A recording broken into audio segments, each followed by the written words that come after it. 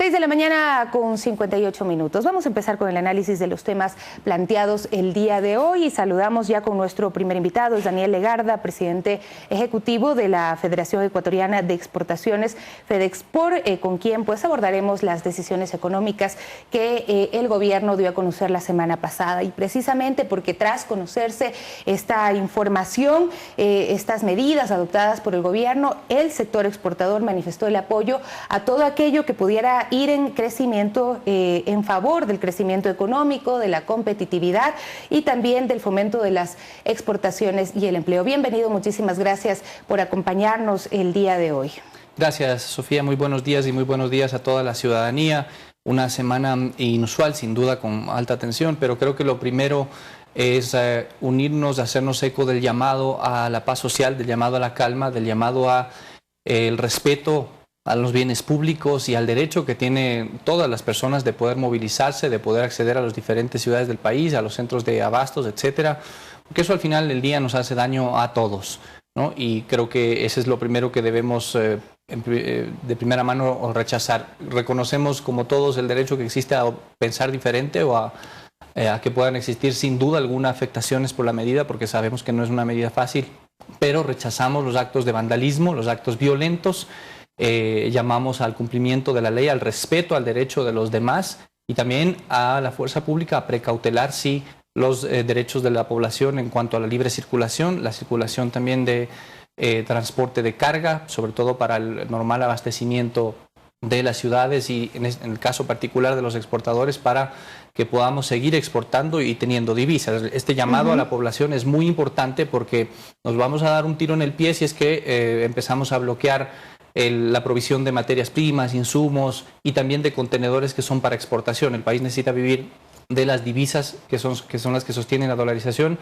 Así es que el llamado en primera instancia a eso para mantener esa calma y la paz social, ¿no? Vamos a ir revisando también pues, los detalles y cuáles han sido las afectaciones del sector exportador por las paralizaciones de los últimos días, pero ¿cuál es la lectura que le dan a estas medidas económicas, a estas decisiones que han sido adoptadas por el gobierno?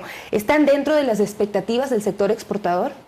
Yo creo que hay que partir necesariamente del análisis de la economía en su conjunto y de la perspectiva de lo que tenemos hacia adelante y lo que veníamos acumulando hacia atrás. Ecuador viene acumulando, el país viene acumulando en su conjunto una serie de medidas, una serie de cargas en su economía que no son sostenibles en el tiempo, que ya lo veníamos advirtiendo desde hace mucho tiempo atrás. En el gobierno anterior, también al inicio de este gobierno, que esto no era sostenible. El tener solamente un déficit creciente del sector público, un incremento del gasto, no es sostenible si es que por el otro lado no aumenta la productividad, no crece el número de empresas que hay en el país y no crece el empleo.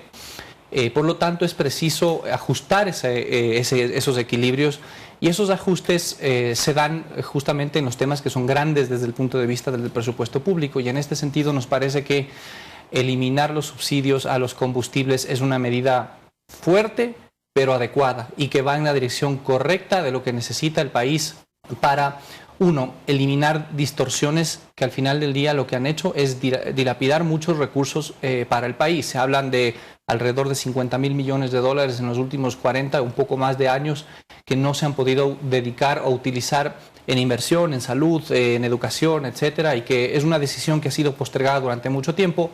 Nosotros como sector empresarial, como sector exportador, hemos también abogado porque se eliminen esas distorsiones. Pero el sector exportador también se había pues beneficiado de este subsidio al diésel sobre todo.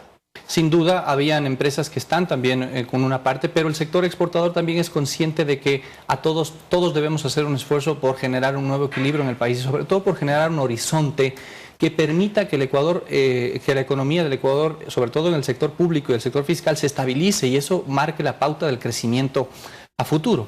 Dicho esto, lo que esperamos es conocer un poco más en detalle cuáles son las medidas que pueden compensar a la ciudadanía que lo necesita, a las personas que lo necesitan, evidentemente, porque reconocemos que es así, y también las medidas que son complementarias para mejorar la competitividad del país. Hablamos mucho de que el país necesita producir más, de que necesita exportar más, invertir más, y hemos visto con muy buenos ojos las medidas que se han anunciado respecto a estos temas. Por ejemplo... Para no dejar pues flojos algunos temas con el respecto a la eliminación del subsidio. Dentro de la estructura de costos del sector exportador, ¿les afecta la eliminación del subsidio en algún punto?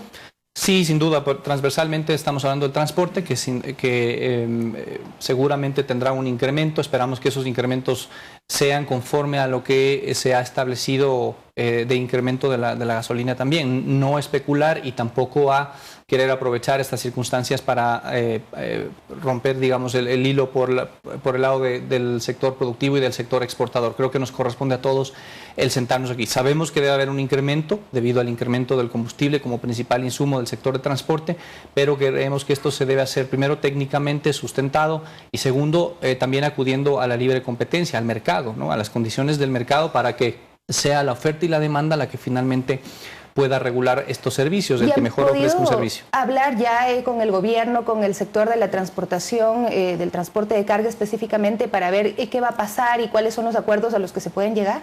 Hemos conversado informalmente, esperamos esta semana poder continuar con ese trabajo, poder tener esta información, los insumos, los respaldos técnicos para saber cuál es la mejor vía, pero insisto, el sector empresarial en defensa del principio de libertad también de empresa, cree que es necesario que el sector transporte tienda a una desregularización también del sector y que los precios se fijen por oferta y demanda en base a quien ofrece el mejor servicio posible, no con más regulaciones, no con más restricciones, no con más controles. Ese ha sido parte del problema del país, que tenemos en muchas partes de nuestra economía ese tipo de distorsiones.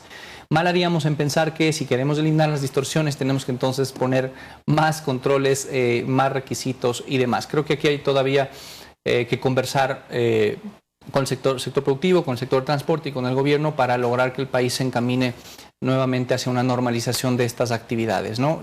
Cabe destacar, el sector privado ya ha hecho pronunciamientos respecto a que absorberá en la mayor cantidad posible estos incrementos de costos del transporte para no trasladar esos costos en la medida de lo posible, no trasladar esos costos al consumidor final y que por lo tanto no exista un incremento de precios relevante. Seguramente habrá un incremento de precios, pero será algo moderado.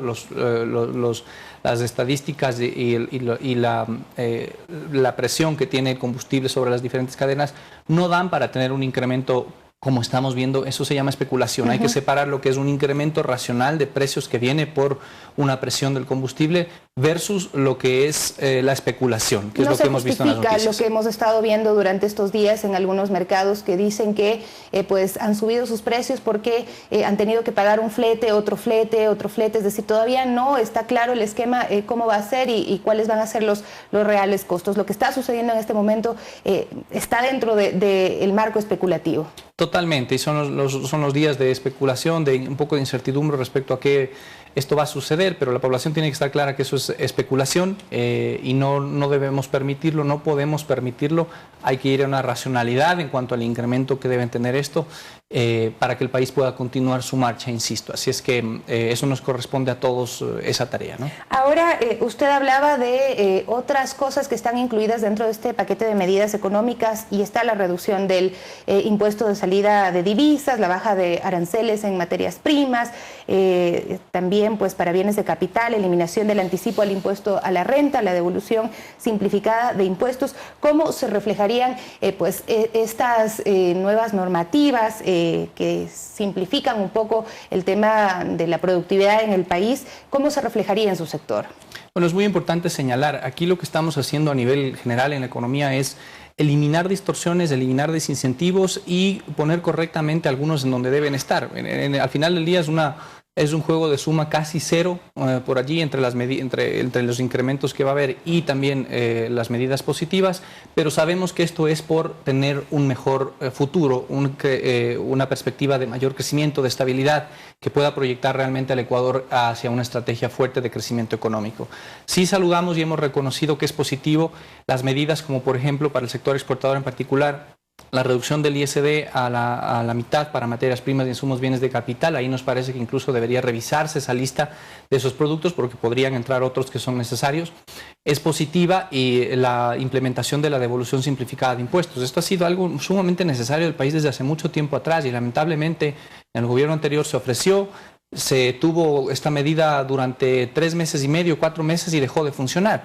y así no funciona la medida para fomentar exportaciones y el crecimiento. Necesitamos una medida de devolución de impuestos que tenga una perspectiva de largo plazo para que el exportador sepa que cuenta con ese recurso de devolución que mejora su flujo de caja y que a su vez esa mejora en el flujo de caja va a permitir que él pueda negociar precios afuera, pueda mantener ciertos precios afuera y mantener, por lo tanto, o hacer crecer, en el mejor de los casos, volúmenes de exportación, y eso que redunde también en el empleo acá. La justificación del gobierno anterior en torno, por ejemplo, al anticipo al impuesto a la renta era que no se terminaba pagando lo que se debía pagar, que había también una suerte de viveza criolla de ciertos sectores. ¿Cómo evitar que esto ocurra y cuál es el compromiso de los sectores empresariales en el país o los sectores productivos? Sí, el anticipo era una medida que se justificaba en la evasión tributaria. Yo creo que hoy en día, primero, ha crecido muchísimo la cultura tributaria en el país. A nuestro criterio, inclusive la normativa se ha desbordado mucho, ha ido mucho más allá de lo que en realidad correspondía y ha hecho que las cosas sean difíciles. Tal vez ese anticipo del impuesto a la renta es un ejemplo de lo que se hizo mucho más difícil. El ISD también es un impuesto sumamente distorsionante. Sabemos que no se puede quitar ahora, pero es buena la señal de irlo eliminando, ahora de bajarlo al 2.5%.